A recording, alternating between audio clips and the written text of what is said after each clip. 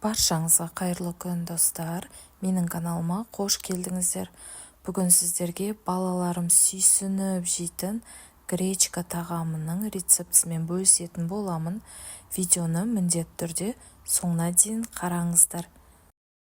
Қызып тұрған қазанымызға майымызды саламыз. Дәмді болу үшін мен сары майды қолдандым. Кубиктап туралған тауық етін қолдандым.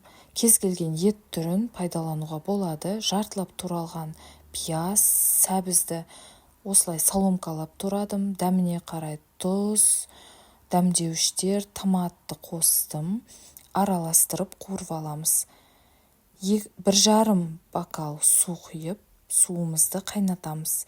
Етіміз толық піскенше жақсылап қайнатамыз. Мен картошка қостым, балаларым картошка жақсы көреді. Ұзыншалап турап, картошкамызды саламыз. Осы аралықта гречкамызды жуып тазалап аламыз. 1,5 бокалға 1 бокал гречка қосамыз. Картошка, етіміз барлығы пісті.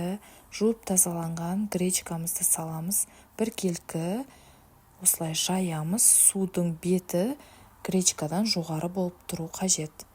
Бір рет араластырып, бетін астына қарап араластырып қоямыз. 5-7 минуттай тағы да бұқтырамыз. Біздің гречка тағамымыз толықтай пісті. Еті, картобы, гречкасы барлығы жұмсақ, өте дәмді. Балаларым сондай жақсы көріп, сүйсініп тұрып жеді. Міндетті түрде менің рецептім бойынша дайындап көріңіздер. Видеом ұнап жатса, лайк басып, комментарий жазып, каналыма тіркеліп қоюды ұмытпаңыздар. Назарларыңызға рахмет.